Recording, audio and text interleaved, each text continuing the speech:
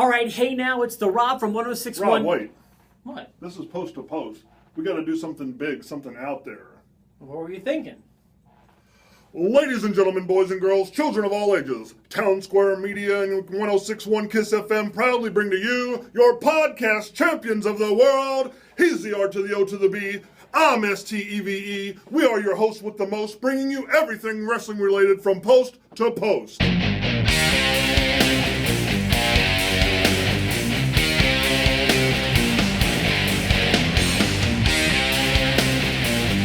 Hey now, it's the Rob from 106.1 KISS FM here with my tag team partner in podcasting. Hey guys, it's me, Steve, web contributor to 106.1 evansville.youtube. And for, I believe, a third month in a row, the sipper of the cup of Too Cool Cup of Awesomeness. Is that correct? Is it 3 in a row for you? I believe so, yes.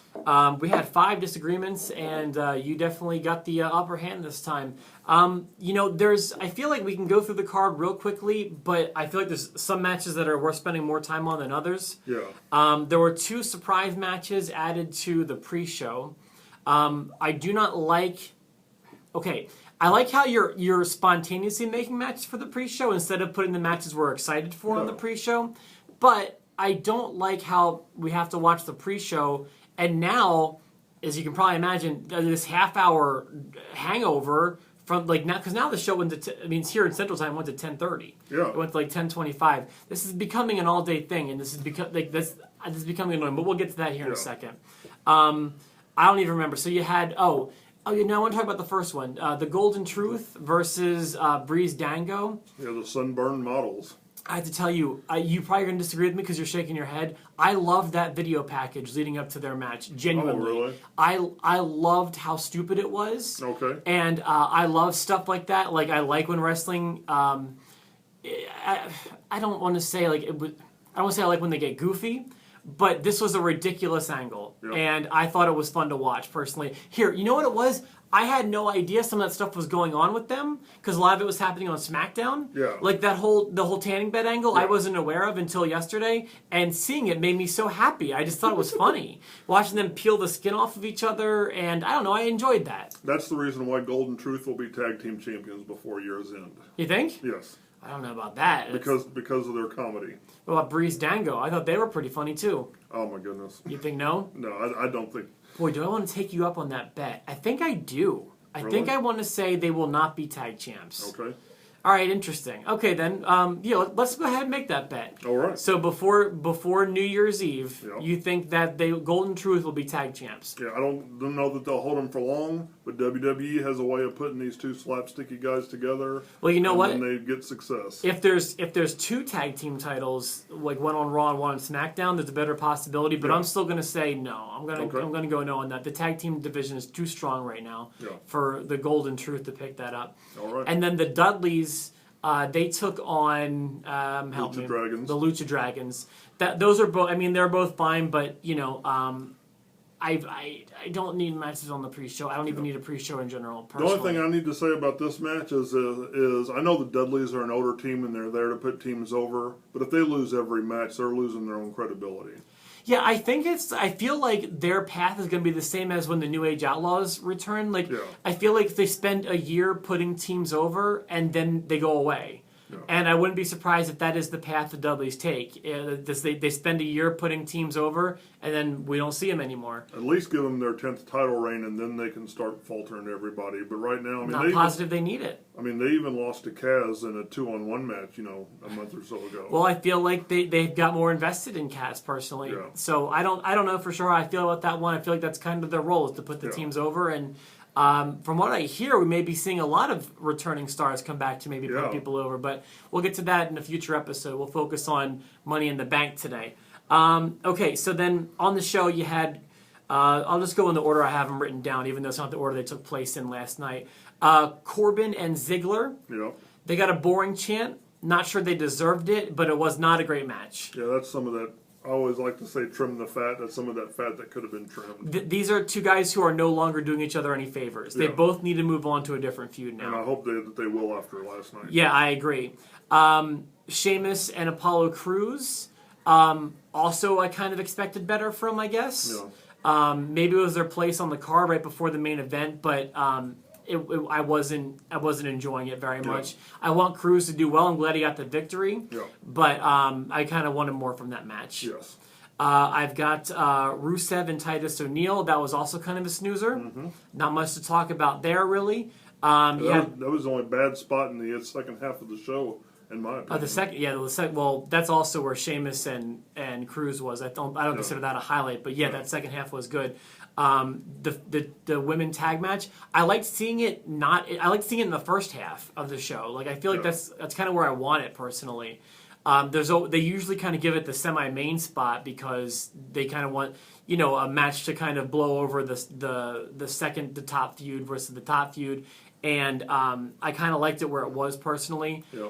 I don't know that this Natalya turn's going to go anywhere. I just like to toot my own horn and say that I did call that. Yeah, well, you called that out of nowhere, I thought. So, but I don't see why. I don't know what is going to progress from this. I don't know what's going to progress from it, but just the way it was going, I mean, I just felt it coming. Yeah. And I think that's the only thing that made that match even any reason for that match is for her to turn. Do you think, is Dana Brooke, is she any good? She hasn't won me over yet. Like, a lot of when these new divas come up, it's like love at first sight. Like Charlotte and Sasha Banks and Becky Lynch. First time I watched Bayley or Asuka, I'm like, my God, these girls are great. Yeah. I'm not getting that feeling from Dana Brooke. Yeah, she's trying too hard verbally, and she's not showing me anything physically, so I don't know where you are. I really liked the opening contest, the Fatal 4-Way Tag match. Yeah. I do feel like it should have been elimination rules, personally, but whatever. New Day, to me, are such great champions. They're doing a great job. A lot of teams got to display their strengths. I thought Enzo and Kaz came off well. I do not like the Vaudevillains. I'm just going to go it's stepped down progressively. Yeah. I don't think they're any good. I feel like you could take two guys from NXT or two guys from an independent league and give them this gimmick, and they would do it better than these two are doing it. I'll give them a year. They'll have a life coach and they'll be doing video vignettes. maybe, but I don't know where they're going to be in a year. Yeah. But I don't think they're doing a good job. Yeah, and, I'm not impressed with them. So there's that, and then the club. Not much to really comment on from that match. Obviously, they appeared later in the show and made a bigger impact than they did in the opening contest. Yes. But okay, so there's three more matches to talk about, and I feel like these are the three we should spend some time on. Yes.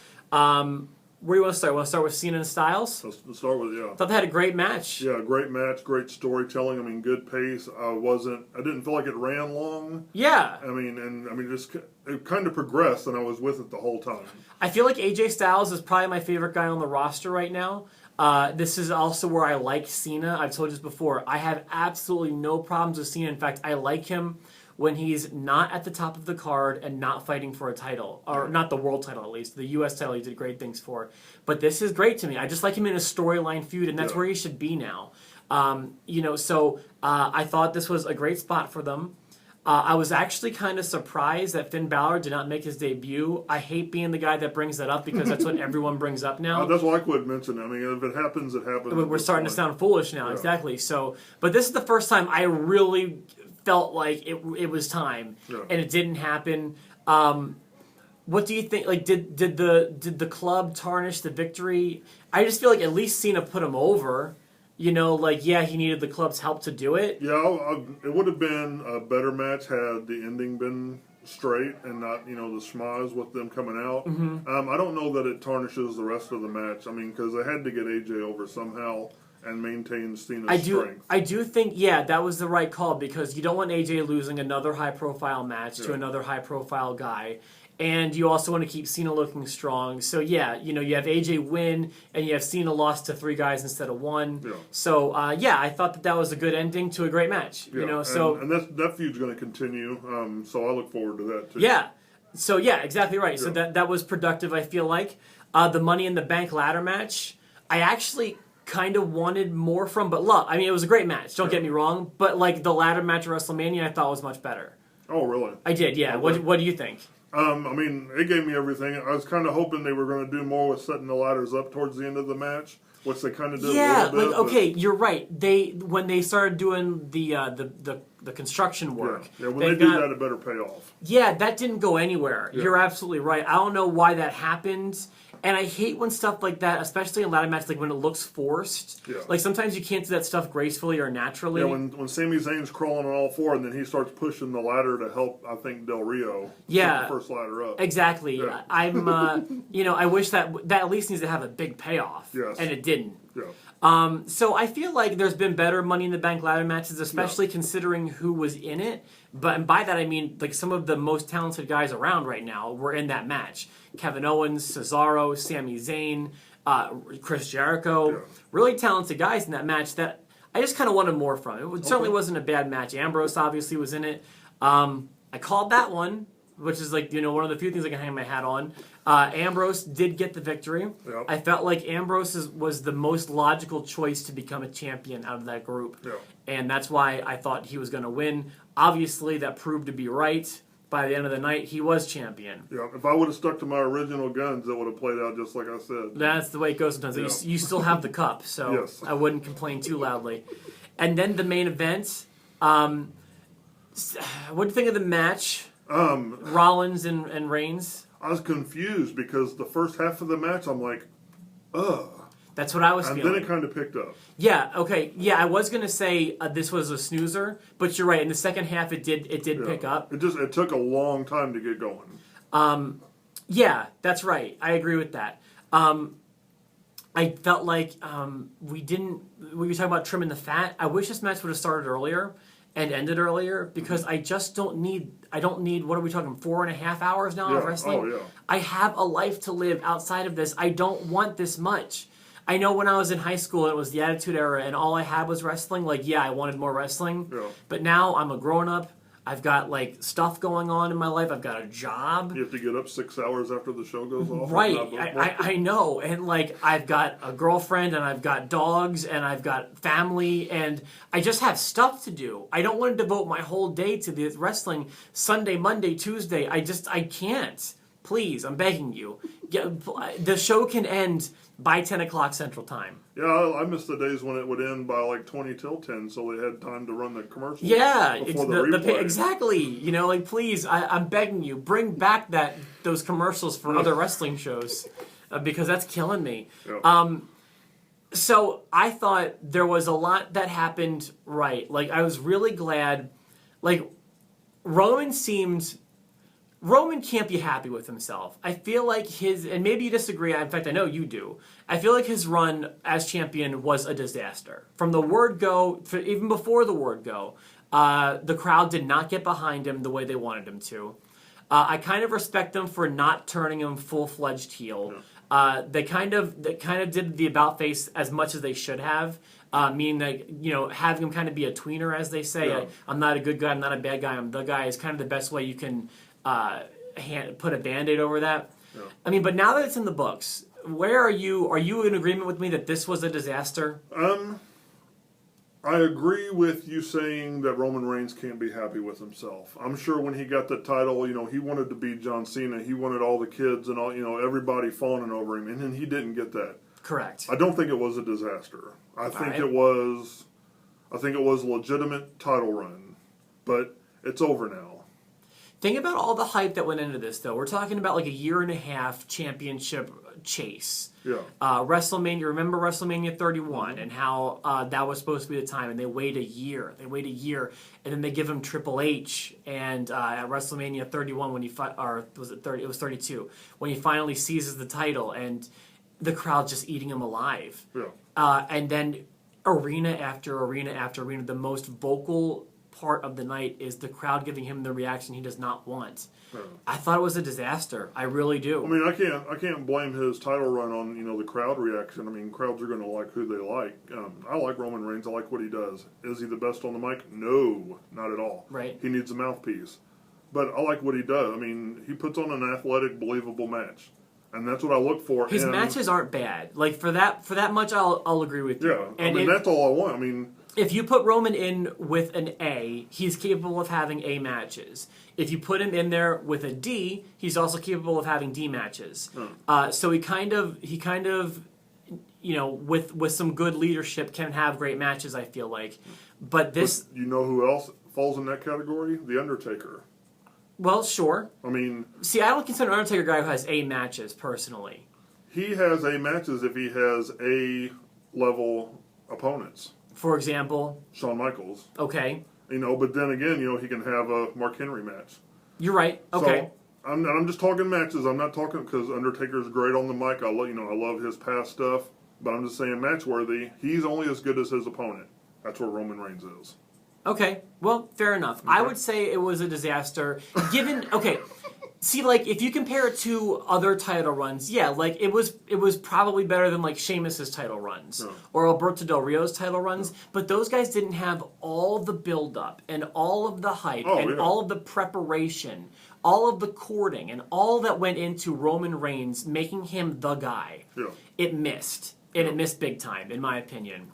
So on that level, I do agree with you. I mean, you can't, set up this pageant and then, have an ugly person win. So, well, yeah, you're right. I feel like that's kind of what happened. Yeah. So, Seth Rollins in his first match back, much to the crowd's delight, beats Roman Reigns, seizes the title.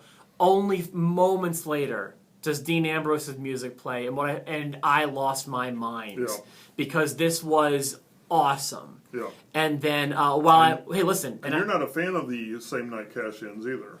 It's okay. It's not that. I'm not a fan of people talking about the same night cash-in. Okay. I want to make that clear. Okay. That's where it gets annoying because here it's a double-edged sword because when the briefcase is out there floating around, inevitably, on every pay-per-view, the talk becomes, does this person cash in on the main event tonight? Yes. And when Money in the Bank comes around, inevitably everyone says this person wins, cashes in the same night. That's what I don't like. It doesn't bother me when the cash-in happens on the same night. Okay. And this was a great example of doing it well. I thought that this was a great ending to the show. And I'm pro Seth Rollins. I want Seth to have that title back, and he came back looking super strong, beat the champ, beat Roman clean, and then lost to Ambrose after the match. So he's looking strong. The only person who's holding the bag is Roman Reigns, but he deserves that bag. He pooped in it himself. And Ambrose is now the champ. And we've got some exciting things going into the brand extension in a few weeks, right? Yeah, definitely. I'm assuming you like the ending? Oh, yeah, I love the ending. I was excited. I was almost kind of looking for it, the way it was playing out. Before I get into that, I love the spear pedigree spot. That was a fluid spot. Agreed. And it was much better from the original angle than they replayed it and they showed he didn't get his other arm. But anyway, love that spot. Yeah, that did look good. And that was actually, I would call that a tall order. Like, that would be a tough spot to pull off. Like if it were me and you doing it, that would look goofy. Yeah. But they nailed it. You're right. Yeah, I mean, that's definitely the work of people that have trained together. Mm-hmm. I mean, and that looks spot on. Back to it. I love that Dean Ambrose has it. I was hoping he would hold the title. I don't know how long he's going to hold it. Obviously, we're going to get that Shield triple threat match sometime SummerSlam. Well, I mean, that was my next question: is where do we go from here? It's got to be because Roman Reigns gets his rematch, and Seth Rollins was champion for 15 seconds, so he gets it. Yeah, I mean, do we go right into a triple threat situation? I think so. I mean, unless the brand split messes that up somehow. Or let me ask you this: if it's going to be, let's say, what Battleground is next? Yes. See, if the triple threat match happens at SummerSlam, it will probably be a one-on-one match at Battleground. Yeah. Who is it? Is it Reigns or is it Rollins? I have a choice, but who do you think gets the first shot? That's hard. I mean, I would say Roman Reigns. But... See, I think Rollins. Okay, and then let me ask you this. Do we now have a door open legitimately to turn Roman heel?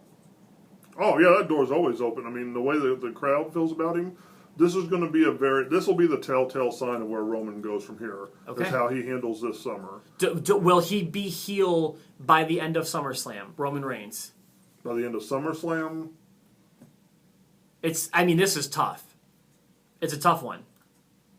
Because I almost thought last night that they were going to do the Austin Hitman switch. Well, I mean, imagine if Roman Reigns could have speared. He'll be heel Ambrose. by the end of the year. Heel by the end of the year, but not by the end of the summer. I don't want to say that soon. Okay. It's very possible at the end of SummerSlam he walks out as a heel. Okay. Based on whatever he does, but I think I'm going to agree with you. I say not by the end of SummerSlam. I don't see it happening. I think the crowd will be a bit easier on him now that he's not the champion. but we'll see how things go. All right. Let's wrap things up. This is probably one of our longest podcasts yet. Yeah. For myself, The Rob, my tag team partner Steve, by the way, will be back tomorrow with a review of Raw. Wrapping things up, myself, my tag team partner Steve. My name is Kazarni. Welcome to Zoo, the Kazarnival.